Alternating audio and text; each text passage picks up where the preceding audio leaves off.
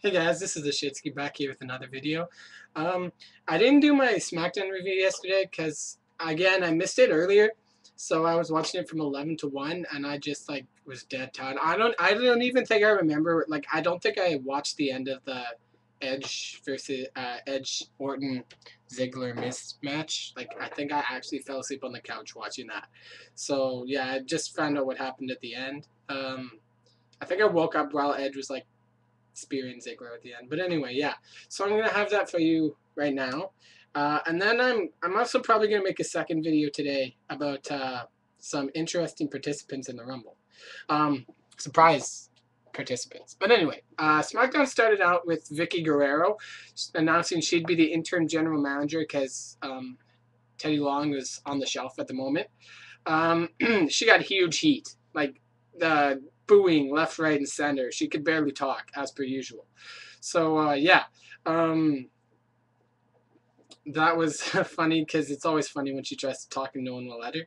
Then Orton comes out to a huge pop, comes in the ring, and uses Vicky's line. He's like, "You'll have to excuse me for when I defeat, like, Ziggler and when I RKO Ziggler tonight, and you'll have to excuse me when I win back the WWE Championship at the Royal Rumble. And you have to excuse me for what I'm gonna do to you right now." It's really kind of funny.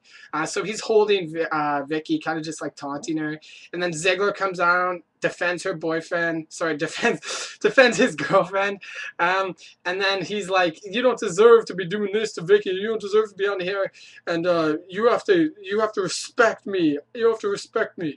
And then Orton did this great line, which actually works. He's like, you have to earn your respect here, because Ziggler really hasn't earned any respect. Like, he hasn't earned his respect by, like, he's not main event. Like, he hasn't earned his respect in the main event yet, and he just has Vicky behind him, and he definitely does have to earn it, and he really hasn't yet. And so Orton proceeds to nail him with an RKO. That was very good.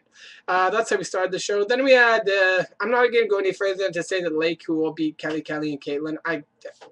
Yeah, that's it. Drew McIntyre versus JTG. It was very funny. After Kelly and Caitlyn lost, Kelly stayed at ringside in this match to watch Dolph Ziggler fight. It was really weird. She just kind of sat there and she was going to watch him. And I liked what happened here because it was McIntyre versus JTG. JTG got in control early, but it was really all McIntyre. And again, really good vintage McIntyre.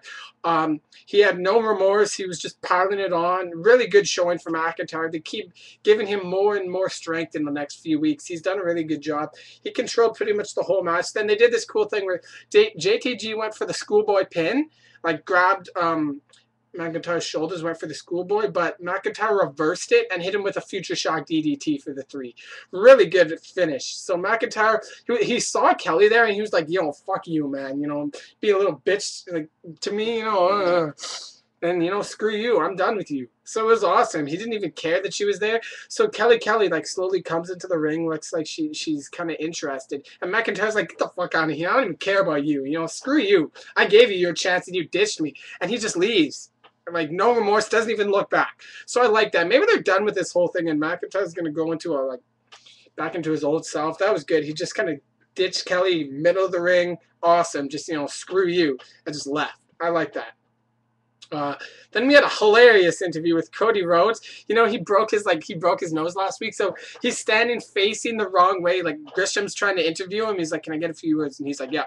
And they're like, "Can you turn around so I can actually talk to you?" And so the camera goes to face. He's like, "No, not any further." He does the whole interview facing the other direction because he doesn't want anyone to see his nose.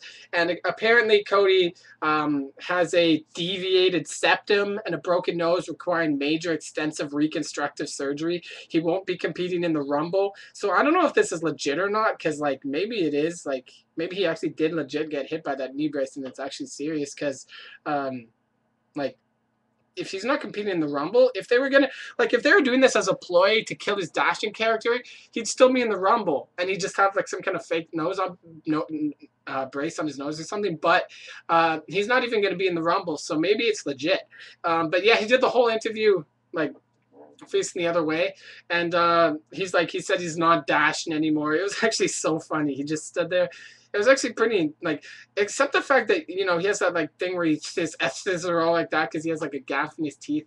That was really annoying. The fact that, like, every time he says an F, it's like that. But, like, it was actually pretty good. He was all, like, down in the dumps, and it was actually pretty funny. Pretty funny interview. So, yeah, he was just talking about how he won't be dashing anymore because of his nose. Then we did Edge interview, and he looks like the vintage Edge from, like, his vintage face days. He has those glasses on, like, you know, those glasses, those red glasses he used to wear. I don't know, I think it was when he was like Edge and Christian, and then when he was starting out as a face, he wore those like toy glasses, and like those red toy glasses. He was wearing them again, and he looked like vintage Edge. It was really good, like vintage face Edge. I like Edge either way. I'd rather he be a heel because there's not very many like strong heels right now. So I'd rather he go to a heel, but him or Orton, one or the other, or both. Yeah, his heel persona is pretty funny. Sorry, his face persona is pretty funny. He had the glasses on. He insults the core. He called Justin Gabriel DJ Gabriel, and then he's like, I even know all the members and names of the core, and he's like, there's Wade Barrett, Ezekiel Jackson, DJ Gabriel, the interviewer corrects him, and he's like, and that red-haired guy. It was so funny because he was like, yeah, like he was like super intelligent. He's like, the red-haired guy, and he's like totally, he didn't even care. He's like, who cares? He's like, Heath Slater. He's like, yeah, sure, that guy. So he pretty much like dumped Slater. Slater's a running joke with like everybody. And then he got dumped pretty bad a few times, like Slater, jokes on Slater tonight. And then he just hyped the main event, getting to reconnect with his partner from Rated RKO, Randy Orton, just kind of hyping what he's going to do, how they're going to win the main event. So it's a pretty funny interview. Then you had Alberto Del Rio going to do like a Royal Rumble exhibition.